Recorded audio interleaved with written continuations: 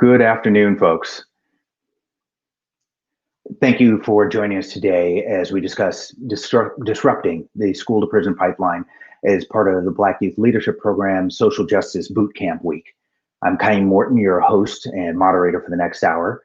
And with me today on a panel to discuss this issue of the school to prison pipeline and how to disrupt it are Charity Chandler Cole, Jerry L. Green, Lorraine Pryor, and Allegra Taylor. Now, for those of you who are maybe unfamiliar with the term of the school to prison pipeline, let me tell you what it means.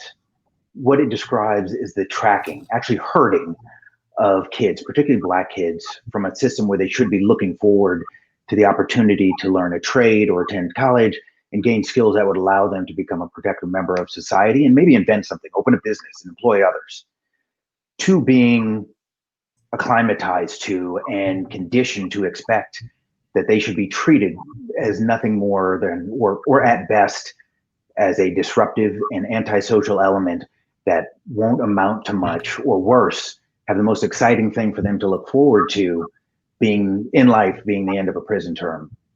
When we look at education in the school to prison pipeline, you need to understand that literacy is fundamental to academic and life success. It's key to solving the problem of the school to prison pipeline. We need to engage our families and communities to create a culture of literacy and reading that instills a love of lifelong learning and to prepare our students for careers of the 21st century. The school to prison pipeline confirms that our young men of color, our Black men and daughters, are at much higher risk of coming into contact with law enforcement as a result of school discipline, which leads to higher rates of incarceration and recidivism. Within California, Black kids make up less than 6% of the total K through 12 population, but account for over 14% of the suspensions. And a little bit of additional context for you. In March of 2019, ThoughtCo produced an article titled Understanding the School to Prison Pipeline. And in this article, Cole links the ideas that originate over 100 years ago through the Pygmalion effect, where she states one key sociological theory of deviance known as the labeling theory contends that people come to identify and behave in ways that reflect how others label them. Being labeled as a bad kid and being treated in a way that reflects that label punitively ultimately leads to kids internalizing that label and behaving in ways that make it real through action. It's a self-fulfilling prophecy. Additionally, one other note is that in a review of the Public Policy Institute of California's website, they noted in 2017 some of the most recent data. Over 28.5% of California's male prisoners were African American, compared to African Americans making up, again, less than 6% of the state's overall population. So this is really ominous data for families of color. And all of it really leaves you kind of wondering, why is that? Why has it been tolerated and encouraged for so long? What's being done about it? And who is on your side as a young Black man or woman, or as the parent of a Black child? So with this table now set, I'd like to call on our panelists to introduce themselves, and then we'll jump into today's discussion. I'd like to start with Lorraine. Well, good evening, everyone, or good afternoon, actually. Lorraine Pryor with the Black Youth Leadership Project here in Sacramento, California, and I am a fierce advocate of our children in the school system, and I'm ready to get the discussion started. One caveat, though, that they should know is you are probably the calmest one on this panel, so I want that to be known. So they're not shocked by the energy that's going to come and greet them in a moment here. Good. Miss Charity Chandler Cole. Hi, everyone. I'll be a tiny bit longer than Lorraine because you guys know her, but I'm Charity Chandler Cole, and I'm just very blessed and honored to be here. But I think it's important that as I introduce myself, I give you some of my history and my fight to end the school to prison pipeline first stemmed from my own personal experience as a teenager in the juvenile justice system, where I was incarcerated, punished, and isolated for being poor.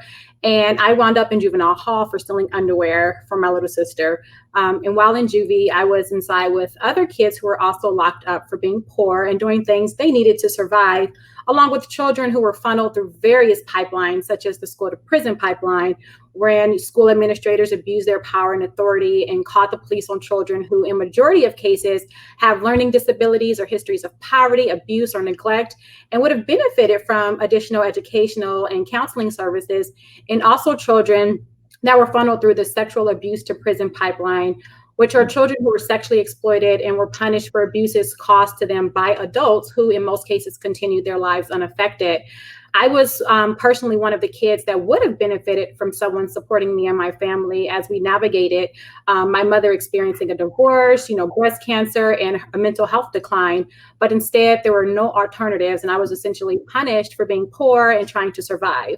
So once I became an adult, I knew I had to use my personal experiences to help fight for all the other kids like me who not only lived literal nightmares in their communities, but had compounded horrors added on by those that should have been equipped and capable of supporting and helping them, instead of punishing and pushing them out and into systems that does not restore and rehabilitate, but actually further traumatizes. So after a series of first convincing myself that I was capable and worthy of even advocating for this, I eventually went on to help lead organizations that not only help those that have experienced our injustice system, but also tried to prevent children from entering the system in the first place. So my work now revolves around chairing the board of a criminal justice reform organization called the Anti-Recidivism Coalition. I'm also an appointed commissioner to the Los Angeles County Commission for Children and Families, and sat for over 5 years on the Juvenile Justice Standing Committee, which is a subcommittee of the Board of State and Community Corrections in Sacramento, to name a few. So lastly, I just want to add that in the midst of my own fighting for myself and other children, I also recently experienced my own child having the police called on him at school over unverified hearsay. And I watched the police handcuff and arrest my child in front of all of his peers and take him to the police station over my other child's FaceTime. No adult or administrator called me to let me know what was going on. And this experience left me not only extremely angry, but it ignited a new fire in me that confirmed that much more is still needed to be done to protect our children, and in particular, our Black children. So thank you so much for having me today, and I look forward to the discussion. Thank you. Jerry L. Green. Yes, Jerry L. Green, Black student advocate. Growing up, in kindergarten, they wanted to hold me back. And my mom said, no, push him to first grade and let's see what happens. So they actually pushed me to first grade, then they held me back. And I got held back because I was too immature to just sit down and listen. And so we hear about red shirt freshmen, but we don't hear about red shirt 5-year-olds. So too many times we've sent our kids into the wolves den or the lion's den or into a war zone, and the staff are the landmines in which our kids are trying to navigate, and they have nothing but bad intentions for our students. So I am also a licensed real estate broker. When the market dumped in 2007, I started doing a Black Business Directory. So doing that, gained trust of the Black community in Southern California. In 2017, I started getting calls for parents saying, Jerry, they're trying to kick my baby out of school. I know you know someone. So not knowing anyone, I said, okay, when? Tuesday, I can go. So after 5 trips to schools, then, and seeing the whole situation change just by me showing up, I started doing research, and there was no one as the Black student advocate when I Googled, when I looked for a website name and everything. So I said at that point, I would be the Black student advocate. So we go into school districts and we hold school districts accountable and how they treat both Black employees and Black students in the K-12 school systems. Understand, you have to be in a position and want to advocate for your student, because you're sending them into what I call the killing fields, and they're killing our kids' mind. I'll stop there and we can move on with more questions later. All right. And then Miss Allegra Taylor. Hello, everybody. Allegra Taylor with the Village Advocates of Sacramento. Some of you probably already know who I am. I'm also an advocate with Sacramento ACT and a member of All of Us or None. So my history of advocacy work starts with being a parent advocate for my own children who were suffering at the hands of Sac City Unified School District. Coming out of retirement when the rise in inequity for our Black students came about in the school districts. Although it's always been there, there was a rise in it in was time to stand up. When the kids start standing up, we need to stand up with them. And I'm glad to be with you all today. Thank you very much. So as we start to jump into this, the first thing that I would like to pose, and we'll kind of go around everyone, and as we talk about the school to prison pipeline, I want to know, what are the main issues that you see people struggling with in terms of trying to deal with this, whether it's the parents or the kids? And Lorene, I'd like to pose that to you to start first. Well, I think the ones that you will see most often, you see bullying, Mm-hmm. you see teacher targeting, you see racism, you see the ineffectiveness of the administrators not really wanting to deal with the issue when it's presented. A lot of times you will see things are swept under the rug until they go viral. And so I think that those are some of the main issues that our children are dealing with, is people being complicit in their trauma on these campuses and telling them to suck it up and be resilient. I don't subscribe to resilience for children. I believe children should be able to be children. And so I think that that's one of the main things that we continue to see within the education system. Charity. Good. Yeah, I 100% agree with everything Lorene said, but I also I like to drop sometimes little knowledge in education around some of the concepts and the words we hear. Some of the things I've seen, a main element in our school to prison pipeline is this zero tolerance policy, which, tremendously affects our children. And the term was first used by Ronald Reagan in the 1980s, in the height of the crack epidemic and the height of the war on drugs, where his administration required schools to establish disciplines for violations, or they would risk losing federal aid. Mm-hmm. So as a result, schools and colleges immediately began to adopt zero tolerance policies to protect their funding, essentially. So today you'll see, tons of public schools, really implementing the zero or no tolerance policy. Mm-hmm. But the policy is not only harsh, but it allows our public school administrators to, remove a child from their community and school and put them in even further danger, making them worse than they already were. And our school principals are given the power with this policy to expel or suspend students, even if it's a minor incident, even if it's unverified. As you can imagine, with, like, to Lorene's point, with the rampant racism and implicit and explicit bias that exists in our schools, we know that these policies inappropriately and disproportionately discriminates against Black and brown kids, and also allows for mandatory punishment without really looking into the child's history or circumstances. So with that said, when you have an environment that allows for our administrators to have this control and authority, you see that there's a lot of students and parents that don't understand their rights. And I think one of the main problems with that is that a lot of kids and parents don't realize that if they are approached at school, or if they are arrested, they do have the right to remain silent. They do have the right to ask for an attorney. They have the right to refuse to write or sign any statement. And I think this is a huge hindrance in our communities and in our schools and with our children, because we're forced to sign statements.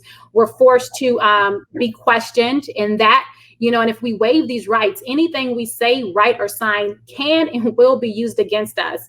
And if we choose to make a statement, it's imperative that the children watching this call, that the parents realize that you have to have your lawyer, your parent, or your guardian present before you are questioned. They can't so much ask you your shoe size if your parent is in question, but they will abuse that authority and take full advantage of that. And I think that's something huge missing from, a huge issue, coupled with everything else Lorene mentioned, is a huge issue. And then also students and parents not realizing that if they have a student that has learning and thinking differences, I like to call them differences, that cause them to misbehave, it's important that we learn how to advocate for our children and ask for an IEP assessment, because there are certain laws that are attached to that IEP and protections that are in place that really allow us to protect our children in a different way that's not always effective and as effective as it could be, but it's a lot of the advocacy and education around how we protect our Black and brown children from these circumstances is missing.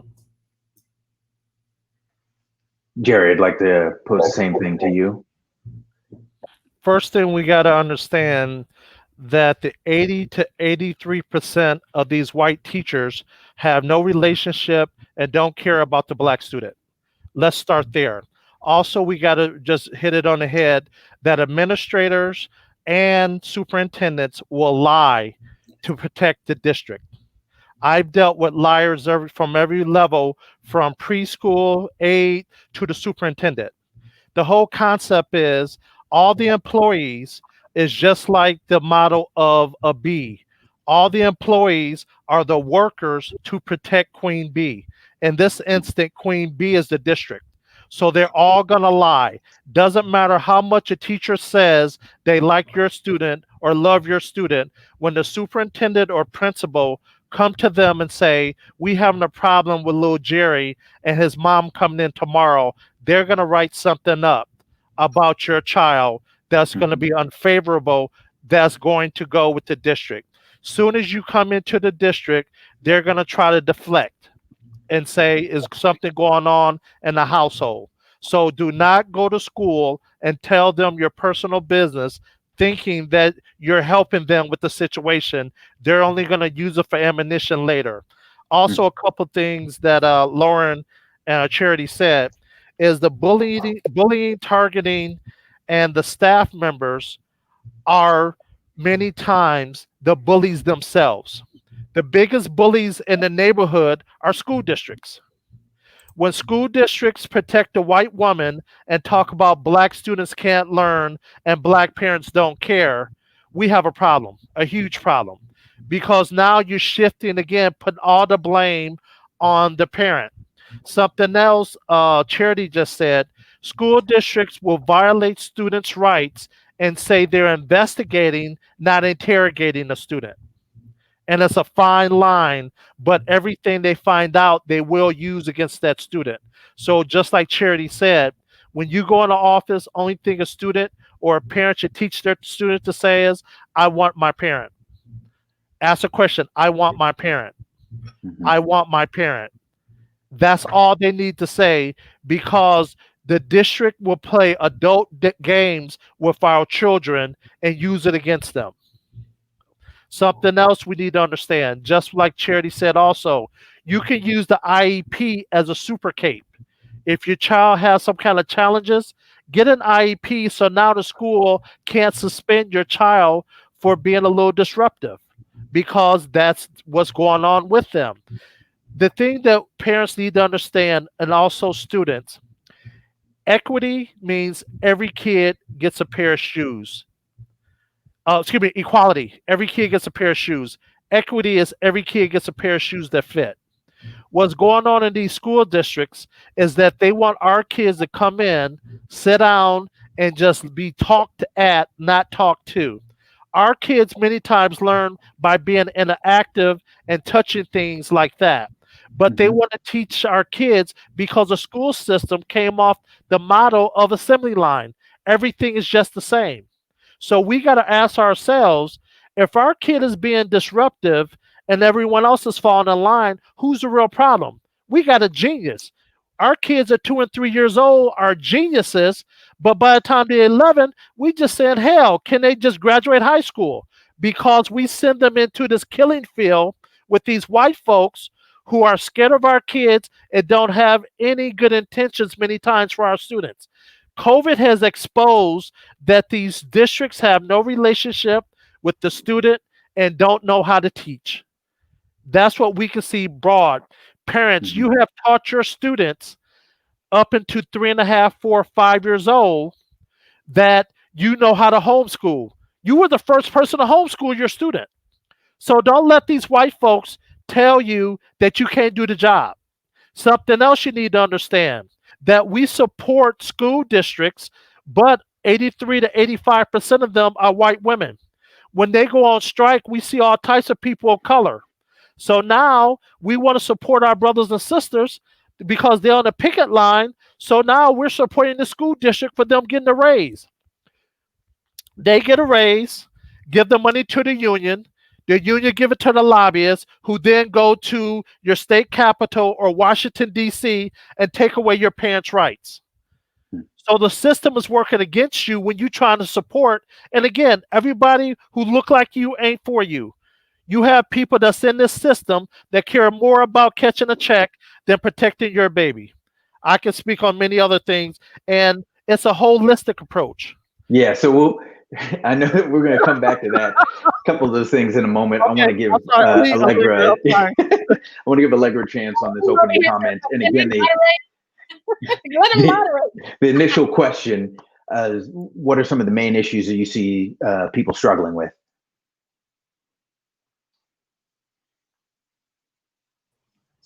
So some of the main issues that you see people struggling with is their, especially our people, is their approach to address the school. And if we can get our people to not address the school verbally, if we can get them to put all of their requests, all of their complaint, everything in writing, and then wait for a response in writing, never falling into the trap of getting, because the district and white folks know that Black people are people of emotions. We've got a lot of emotions. They know that about us. So what they do is they go for that trigger or that thing. They try to get a response out of us in order to justify the inequities that's going on in the school districts. So one of the main things that I see is that parents, they don't know how to deal with the districts, and that's where we come in to show them never call, always send something in writing. That's number one. The other thing that I see is, I did everything that everybody has said. The other thing that's vitally important is, in such a time as this, where we're forced to address education for Black and brown children, children of unnecessary means, disabled children, children who are not able to learn as easy as others, let's say kids with disabilities. While we're in this, there's an expectation that's spoken over these kids, especially Black kids, that, they're going to be behind when they come back. Oh, they're not going to make it through the distant learning. And of course, they're basing all that on what they think our people are going to do during this time. So I think it's up to Black people, us, to defy the lie, as they say in Safe Black Spaces. Defy the lie. That's going to require us to make our children and their education the number one priority.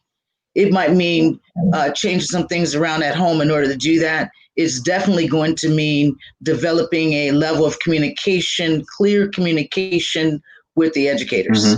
So with that said, it also might require the parent reaching out, because it's okay what we don't know. That's okay.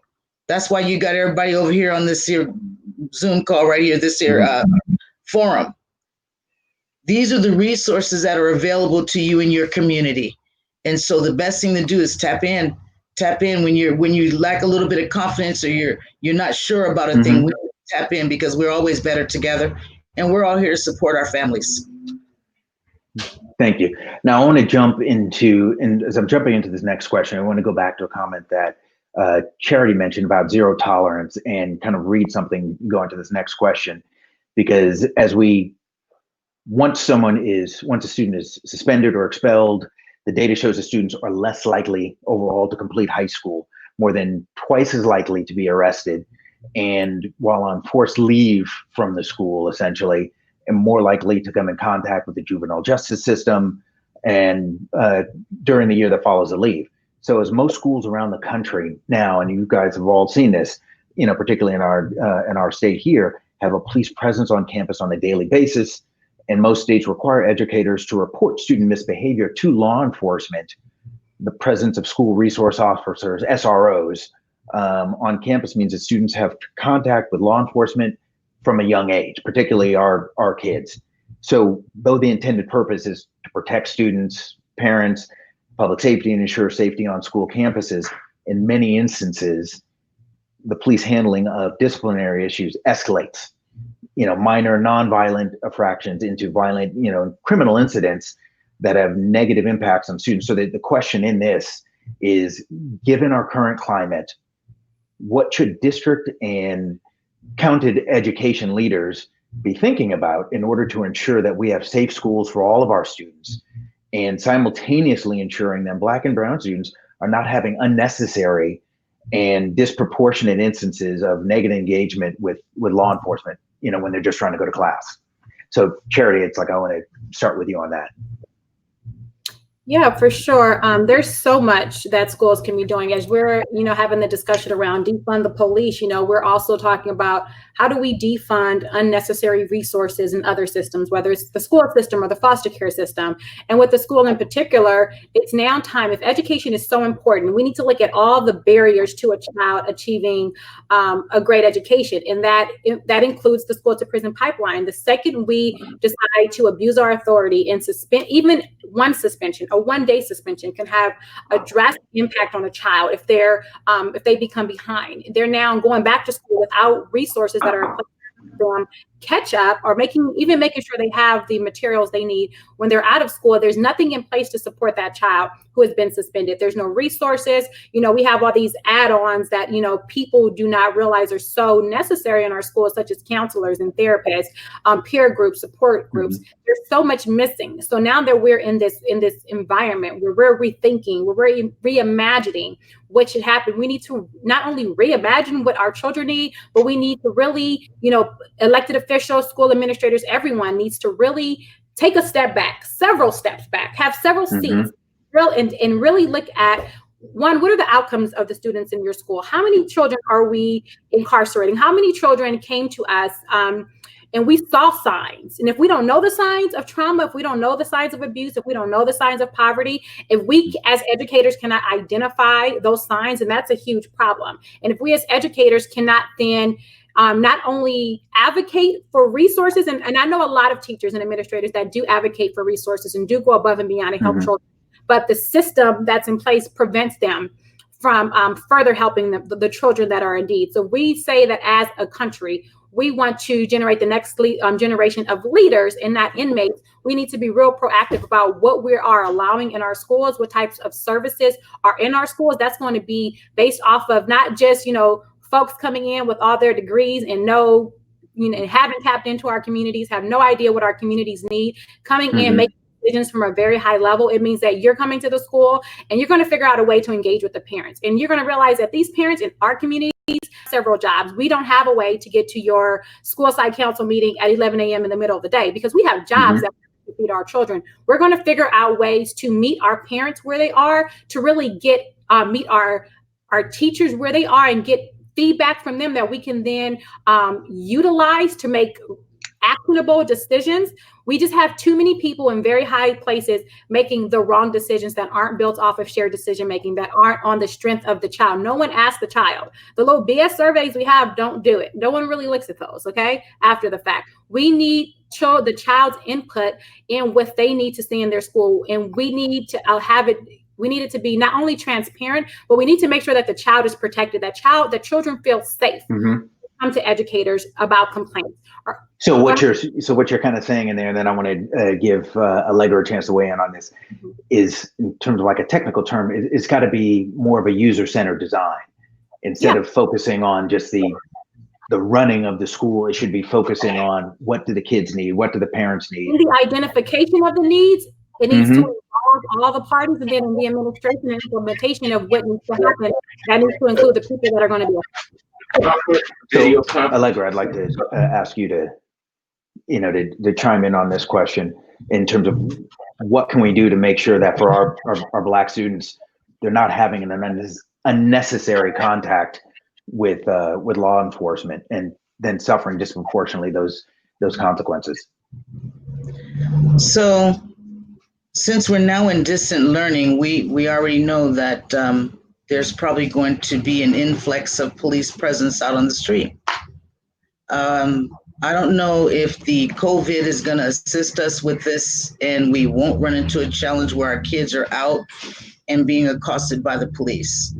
So one of the things that we need to do is make sure that we instruct our kids again about the law in case they do run into them. Keep your mouth shut. We have to teach our kids that. We as parents need not to be afraid to tell our kids. And when our kids tell us that something is going on, we need to believe them. Incarcerating the law also means it puts a demand on our children. It puts a demand on our children not to get themselves caught up in a situation to where they're going to be accosted by the law. So if you're under the age of 18, don't be out there trying to hit no blunt. to where you're going to be attracting attention to you. Yes, I know it's legal in the state of California, but it's not legal for you if you're not over the age of 18. For the parents, how do we help our kids not to become a part of the law? We already know that all the odds are against us. All we can do is hope and pray that our kids, for their safety when they're out. Mm-hmm. We need to make sure that they understand what their rights are and to exercise those rights. And we need to be involved in their lives, because a lot of times our children are getting caught up in illegal activity because somewhere, sometimes it's because there's nothing else for them to do. There's no structure. And that's our responsibility as parents. We have to, especially during this time, we've got to bring that structure into the household, regardless of what the situation is, because the education of our kids and keeping them safe from the systems, that traps that's already laid up out there, and everything that's been spoken over our Black children today, is that they're not going to succeed. And there's a whole trap laid up for that. We understand and see how the politics are moving. So it's time for us to start utilizing the wisdom that we have as parents. Grandparents need to step up. You need to look after your Black neighbor that's next door. If you know that there's a parent next door that has to go to work and the kids are there, and the parents might be remote learning or doing learning in the morning and then checking in on lunchtime and then coming in after school, well, then it takes a village. So, check on your neighbor's kid. If you're a mom at home or a grandmama at home, we're going to have to extend some of this love to the parent that's not there, for the sake of the children, because this is not about us adults. This is about our children, our Black children. So thank you very much for that. So when we talk about, want to touch on an element that you just mentioned there in terms of community, and I want to kind of reframe this question a little bit in giving it next to you, Lorraine, is, given what's going on and disproportionate contacts with law enforcement, as we talk about defund the police. So how do we flip this? How do we refund the community appropriately so we're not having these kind of problems? Well, I want to go back to a couple of things. So number one, we have to become very, very specific about what we're talking about. I don't subscribe to the Black and brown ideology, because what I've seen in the community is the willingness to use Black statistics to further the agenda for a different group, getting their needs met while our kids continue to suffer. So we have to become very specific when we start to talk. Number two, when we talk about defunding the police, I guess in theory, that's a great thing. However, it makes no sense to talk about defunding the police and pulling SROs off the campus. Number one, because we're in the time of COVID and ain't nobody on the campus. Number two, if you're still going to give Becky with the cell phone the right to call 911 on our children when they are in class. So we have to be very clear about what's going on. Number three, I don't know what it is that we expect parents to do or our children to do when we are sending them into hostile environments. I don't believe the fact that how we respond to teachers when they call us and tell us our students are misbehaving. We always jump on our children, but we never take a step back and say, well, what exactly happened? What exactly did they say? What exactly were the instructions given? A lot of times they call home, and the parents, because we are working or we have other responsibilities, and when we have to take off of work, we get very frustrated. So we take it out on our children. But what I've seen as an advocate in the school districts, with Allegra and I partnering on a lot of this work, is that you have these teachers who refuse to get trained on anything, and they think they know it all. They don't want any extra training. You cannot mandate any extra training, because that is a bargaining chip in their contract. So you have teachers who have the same methods that they deployed 20 years ago to children who are now light years ahead because of technology. And because we don't want to say something needs to be fixed, we start holding our tongue. Damn that. We can't do that no more. So I personally think that we have to become very clear about what's going on these campuses. You are having teachers who are bullying our children, and our children are looking for an adult to stand up and help them, and they're being left hanging. Period. So in terms of that, and I totally get that. It's like in terms of what you're saying about being specific about our problem, because disproportionately it's like Black kids. Correct. So with that, again, But even if You you know, look it's, at the statistics, Khaim, just let me get this mhm. really quickly. If you look at the statistics in a lot of these districts, Latino students or brown students, their population is like 3 to 5 times more than the black students. So it's not disproportionate discipline of Latino students. It is disproportionate discipline of black students, who is one of the smaller groups, and Right. they have equal occurrences in the school system of the type of infractions as the largest group. Why? Because there's a problem and nobody wants to admit it. And we need Mhm. to stop that. So with that, then, as we talk about shifting resources and the lack of resources, because even if you get a teacher, to take additional training and they've taken anti-bias training or what have you, how do we make sure that we're actually getting, just like you said, to your point, the actual resources that our kids and our parents need to really individually address their learning styles, or some of the issues that they're having so that they can actually succeed? Well, you have to start looking at the budget. A lot of Mm-hmm. that budget goes to the administrators in the district office. Let's talk about it. Mm-hmm. They don't do the work.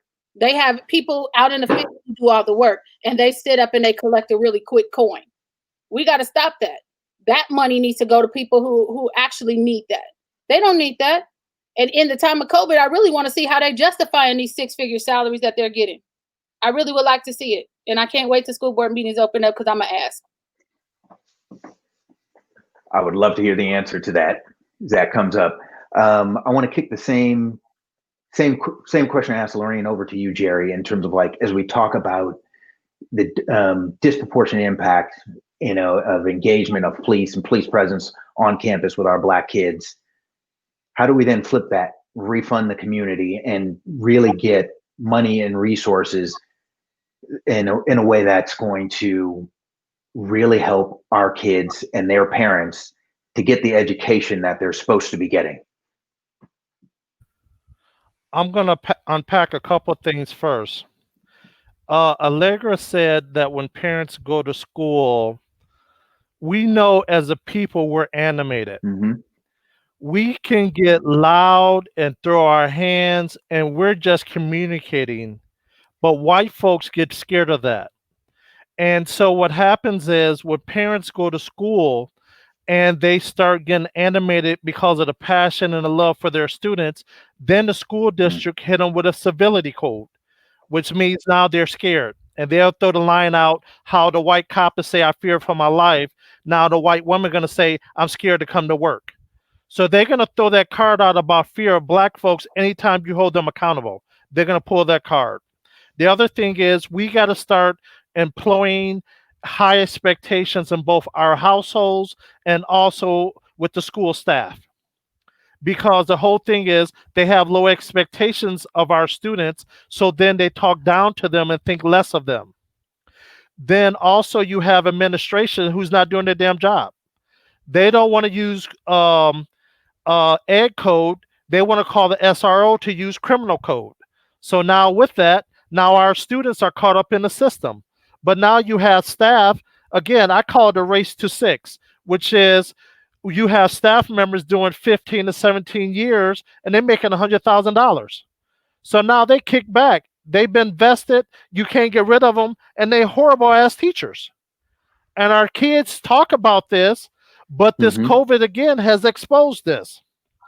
And then you got to talk about the free ride. Now you got these white students who don't know anything about teaching come in through Teach America and come into our neighborhood and then say they're going to teach. This is just a proving ground. Our kids are not going to be this age again. We can't have our kids be test samples for white America to Mm-hmm. get rid of their student loans. That's not going to work. But we see it all the time. Then the other thing we got to look at is we got to stop having all the games played in their sandbox, meaning everything is happening at the school district. Why? Because they can control the environment. You have these BS APAC groups because the school district still want to control. The district knows that when a parent really learn their rights, the district lose power. So they're going to continue to try to get the parents disenchanted not to come to the school. The more often they can keep you away from the school, the more control they have. And that's the game they run. Understand, the black student is the new cotton. Long as you got black students failing, districts are going to get money.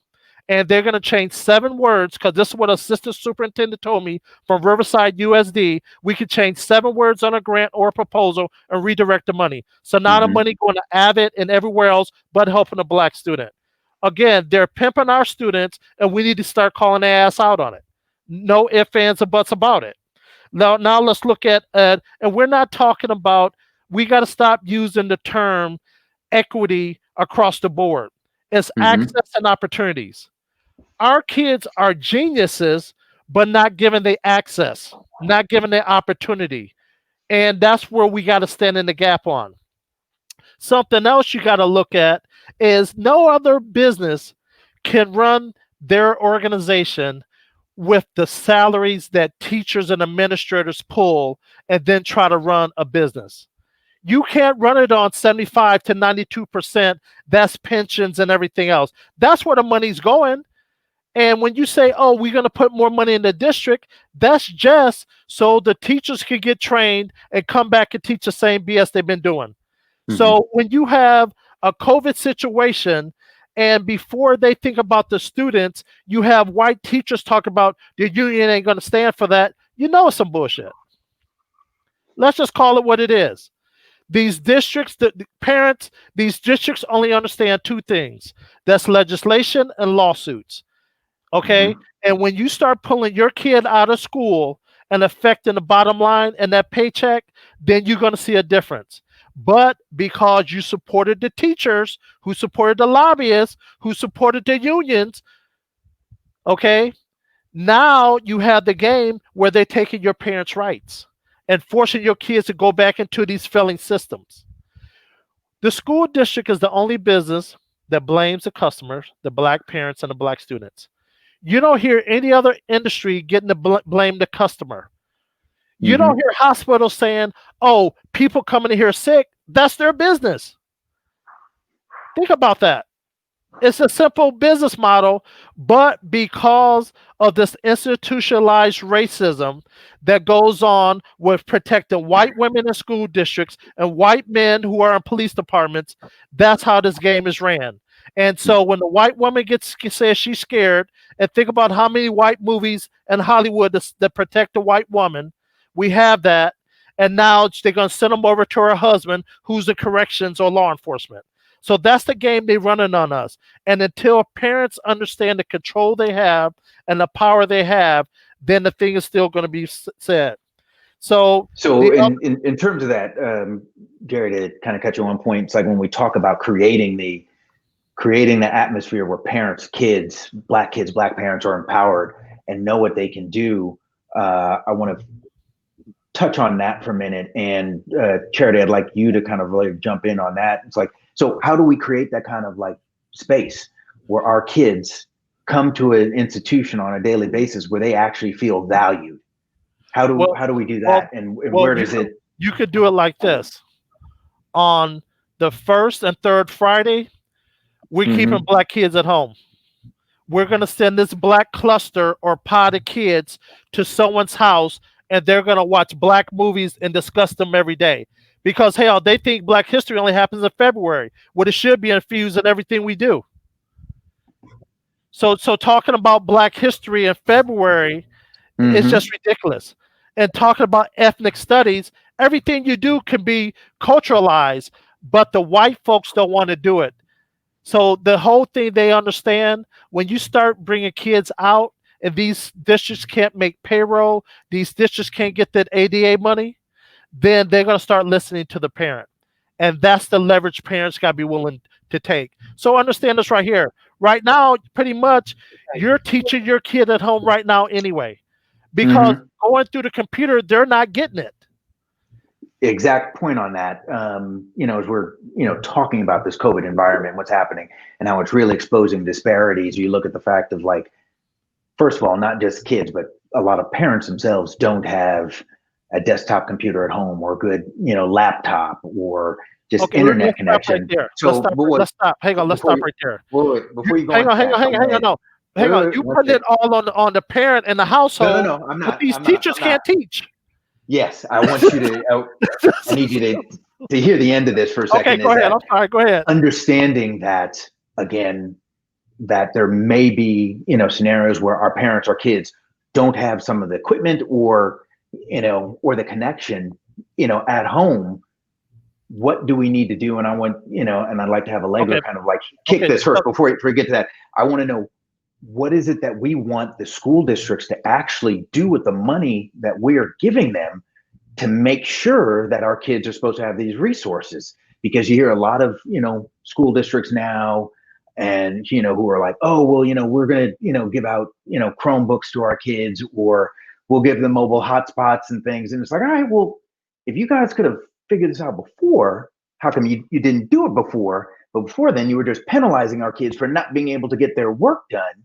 So in that kind of sense, I'd like to know, starting with you, Allegra, how is it that we can make sure that in this kind of COVID environment, we're actually taking the opportunity to put our kids back on the equal footing? And, to Jerry's point, it's not just on the parents, on the families, but what do we need to demand of the school district in order to make sure that they are actually fulfilling their promise to educate our kids?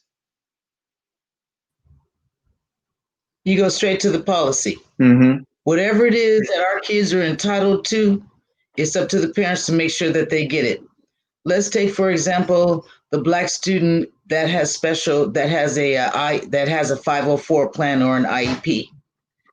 What we want to do with that is the parent wants to be in straight communication with the administration and the teacher and making sure that that IEP or that 504 is implemented. That's going to require action from the parent themselves. So they'll provide the equipment. We also need to make sure that they keep the equipment up. If they say they're providing a hotspot, we need to make sure that those things are available to our kids at all times. That given to our kids, considering the number of them that are shunted into special education in the first place, correct? Right, exactly. It's exactly. So, but you won't find that. You'll find that the average white parent, because the average white parent will get everything they need for their child. Sometimes it's the case to where our parents don't know what to ask for. And in that case, that's when you tap into the advocacy that's available for you. You contact BYLP. You contact some of the Black organizations that are out here that's willing to assist you in finding out what they need. But what it will require the parent to play a more active role in their kid's life. It's going to require, for the success of our Black children, for us to defy the lie that our kids gonna be behind when school come back, that they're gonna be a whole grade behind when school. So, and additionally, it's like, addressing that, and Charity, I want to give it to you, and then to Jerry, because this was on a point that that you guys have both kind of touched on in terms of getting information to the parents. Now, I know no parent's going to come in and immediately have the kind of volume of knowledge that you guys have. It's like you're playing varsity ball and they're just starting out in pee-wees. But what are a couple things, and you've started to touch on this before, what are a couple things that you could arm a parent with, before they, so when they immediately go in, they can kind of set folks back before they're like, all right, before they get Jerry on the phone, so Charity, you, and then Jerry. Yeah, I would say, I'll be brief and say that, the school, the prison pipeline starts with having inadequate resources in school. So something I recently did, because I'm a mother of 5, I work 50,000 full-time jobs. And I knew that when school starts September 1st, I'm going to have a lot of challenges presented with me, especially if a lot of schools are trying to set up very specific schedules and times they have to log in. Our district is planning for 4-day school where they're supposed to be logged in for 5 hours a day. So something I did that every parent can do now is email your school, let them know, hey, I have twins. Can you put them in the same class? I don't have to be running 2 different classes. 2, I'm working full time. I cannot, and because my child doesn't know how to use, navigate the complexities that exist with online learning, here's what I can offer. Here are the times that works for my child, because everyone, if I'm an essential worker and I have to go to work and I don't have a nanny and there's no childcare available, there's no way I can monitor my child being in class from 8 to 3 o'clock every day. So having that discussion with your school in email, in writing, to negotiate, this is what I have to do. These are the hours that my child can log on. These are the hours that I could support my child. Here's a list of things we don't have, things we don't understand, so they cannot use that against your child. And if they do, it documented. Right. So on that, thank you very much for that, Jerry. What are a couple things that you would initially put out there? Because it's like, as you've been doing this, 4 years and helping folks, I'm sure it's like you've got like a couple key things where you could tell parents and kids. Well, first thing, I'm gonna backtrack for a second. At this point, the school buses should be equipped with Wi-Fi where they can go park in neighborhoods to give kids access to Wi-Fi. That could solve that Wi-Fi issue. Yes. And then also the district should be, if they haven't already, linked up with some corporate companies for some donations. And let me say this too. I think that Tony Thorman is doing a horrible ass job as superintendent and leadership. I just don't see any way where he has stepped in for everything he was saying he was going to do. Well, let me say this right here. 3 weeks prior to the election, I'm also part of California Black Media. He was on the phone with us, begging us basically to run ads for free because the other guy had 30 million, he had 3 million. Yep. And now come out, he haven't done jack anything for the Black student that I can recognize. So when he get in front of Hispanics, he's talking about being Panamanian. When he get in front of Black folks, he ran the game, he being Black and telling the same tired story. You don't get in front of Black folks and crack jokes. You get in front of Black folks, tell us how you're going to raise and change the education and opportunity, access and opportunity for Black students. So that's what I think he needs to really address. And we need to hold his ass to task on that. And so now when you start talking about what's going on in school, 3 questions when a parent get a call. Where is that located at in the handbook? Where is that located on the district website? And where is that located at in ed code? And 9 times out of 10 is not located anywhere. It's how they feel. And our kids are getting hemmed up because when a parent call me and tell me what they done, I'm like, okay, ed code 48900 A2. Okay, neutral combat. When I call the district, I'm saying, what ed code are you charging them with? And what's the action? Well, this happened. I said, well, that's not A2. You're using the wrong ed code. I know the ed code better than most of them. And when I'm calling superintendents and holding them to task, director of student services, because again, they're not used to people asking questions. And when you go to school, if you have to go by yourself, when you get in the office, call someone on your phone and put them on speakerphone because they will lie about the meeting. And also, just like Allegra said, if you need to, and highly suggested, following up with that meeting with a little note as to what happened. Because again, these districts, they are some lying people. So 2 things, and then Lorraine, I want you to really jump in on this. Is like, one, is like, you're right. People should, it's like, all right, you should be able to cite it. What's the code? Where's the website? And generally, if, even if they're able to do that, then there's always some kind of like first step that they're supposed to take in terms of addressing the issue before they just summarily dismiss the student, correct? Correct. So, okay, now on that, sorry. Lorene, it's like he hit on something that I know that you've actually been doing a lot of in your work, and that's accountability. How do we, and I know he was like, we're running up on some time here, but just in terms of like, how do we kind of create, or what would you think would be good things to kind of have in a scorecard? It's like, you go around the Capitol, you go around any of these other legislative places, people are like, well, this is how you voted on my issues. It's like, you're at 50% or you're at 80%, and then every year, you get people talking about, oh, well, this is the, the state of Black America, the state of Black California.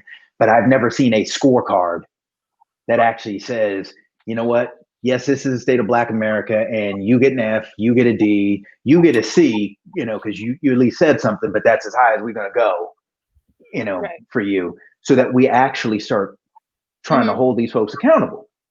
Well, number one, I don't give out participation trophies. There you go. Okay. I'm not giving you a participation trophy for doing what you're supposed to do that you're getting paid to do and you're neglecting to do. We're not doing it. So your question to me was, what can we do to start holding people accountable? We can start telling the truth. The truth is that they're failing. They're failing on multiple levels. And because we're not specific in our ask and we're not specific in what we're advocating for, we get thrown in with everybody else, and they think that if they mitigate the Asian community's issues, that somehow encompasses Black people. But we all know that when Black people's issues are mitigated, everybody else benefits. Go ahead and go see the civil rights movement. So we have to be clear if we're trying to hold people accountable. A lot of times when we get complaints, I send an email first to let them know that I got the complaint. And in my email, I recount what it was that I was told. And then I start to lead with a bunch of questions.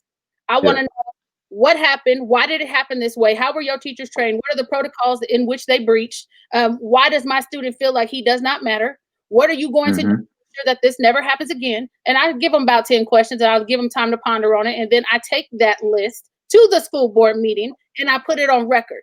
Why? Because you can say you never got my email. You can't say that I didn't show up and tell you, because that's memorialized and it's always taken. So we have to be clear about our strategy, about what we're trying to get accomplished. And we cannot get anything accomplished if we're not going to be specific enough to say Black students are dealing with this.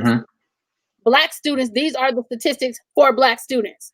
This is what's going on in Black families with Black parents. And the problem is you have too many white folks or non-Black folks in positions of power who don't want to do anything for Black people until they get embarrassed. And so I'm about that life, about embarrassing people. There's no reason why Sacramento City Unified School District is #1 in the state when LA Unified has 7 times more students in the way in which they discipline Black boys. We got to talk about some things, and we have to be honest about it. And I agree, Jerry. I don't think that Superintendent Thurman has done enough or has done anything to mitigate any issues for Black students. I don't believe he has. And we need to talk to him about that. So as we're coming up here, I want to go round the horn real quickly, and I want to get one more, because I know that as we've been diving into this issue, it has not been the thorough work that needs to be done. And I know that there's more of that coming before the end of this week, so I want to kind of like lead into that a little bit. Just, something else that you could give parents, or you could give the kids who are watching, that they can do to start to really empower themselves. And if the school that they're in is not going to work to get them on the right track, what can they start to do that? So I'd like to start with Charity. Yeah, I would say that, the post-traumatic stress syndrome of growing up Black in America is real. And when that manifests in schools and we don't have the support to really address it, it's devastating. So I would personally say that, what's missing, or at least what's missing in the schools I've been a part of, is one, parents and students realizing that they're not alone. You're not the only one going through this. There are other people just like you that have the same experiences. And it's important that we link up, that whether your child's experiencing something now or not, that us parents get rid of the stigma, get rid of the stereotypes and the shame surrounded around our children being different, around some of the devastating effects of our community. Stop blaming yourself for it and start linking up with other parents, so that that if I'm at work, I can rely on this parent to step in for my child, or I can rely on this other student to have my back or to start filming for me. It's so important that we stop shaming each other in our communities and we realize that we're in this fight together, and start creating those peer groups, because when they see strength in our numbers, that's when they're going to get afraid. That's when they're going to run away. Administrators are banking on children not having support and not having people that are going to show up for them. We need to show them that that's not the case. Thank you. Jerry? I do have what I call the Black Student Advocate School Report Card. A is for attitude toward the Black student. B is behavior toward the Black student. C is care for the Black student. D is discipline of the Black student. E is evaluation of the Black student. F, false evidence appearing real about the Black student. Cultural stereotypes and cultural competency. G, grading and guiding of the Black student. And H, a holistic approach to the Black student.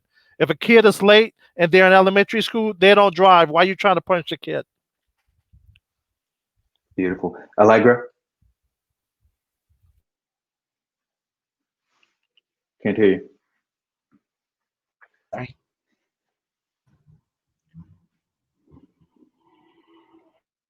Well, she seems like she's having a little bit of a difficulty. So, Lorene, I'd like to go to you, and then we'll come back to you, Allegra.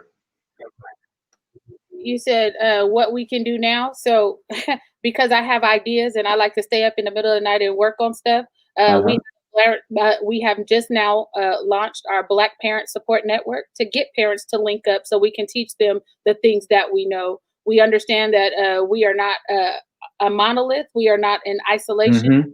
And what COVID has taught us is that we have access to more people at the same time than we did before, because normally we're all at home now.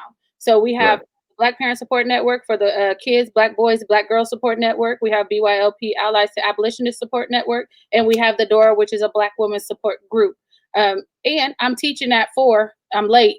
But if you want to know more in depth and you got questions, I'm teaching at 4 over on Zoom. So come holler. Thank you. Allegra? So what we can do now is plug into those networks, plug into your networks, your support groups, plug into the organizations that you've already been affiliated with, that you have relationships with. And if you don't have one, by all means necessary, you've heard all of the plugs for BYLP, get connected. Yeah. The other thing that I would highly recommend for our parents today, is to make sure you're creating that space where your child can learn. So we understand that sometimes we got broken villages in our Black communities, just like any other community. It's not something, just for us. No, we all got broken villages. So probably now is a good time to start trying to address those things as a family unit. Your first village, your tribe. Let's get connected there, and then reach out when you can't handle it. We were here for you. Thank you. So I want to thank you guys all very much. I know that there is still a lot more that we could expand on this, not just in terms of current situations, but actually getting to real solutions. And you guys are out there on the front lines doing this work on a daily basis. I want to say, as a parent of 2 young Black men, I appreciate that, because my kids would not have gotten to the stages where they are now, if I did not have, support from my parents and other Black folks within the village to make sure that, they were on the right path and they were being treated well on that path as well. So a couple things as we close, I want folks to think about, the fact that accountability is a huge issue. Building culture of valuing our Black kids is a huge issue. Making sure that the tools are there and in easy to use and easy to find fashion for our parents are there. Having a strategy. And part of that initial strategy, as you heard from everyone kind of closing up the panel, was linking up. Don't be afraid to reach out to folks in your school, in your neighborhood. Talk to them. You may find out that they're wrestling with the same issues. We may find out how they were able to solve those issues, or have a resource that you were unaware of. And lastly, I want you all to, stay safe, keep your head up. And it was mentioned in the panel, you're not alone. Thank you very much. Great job.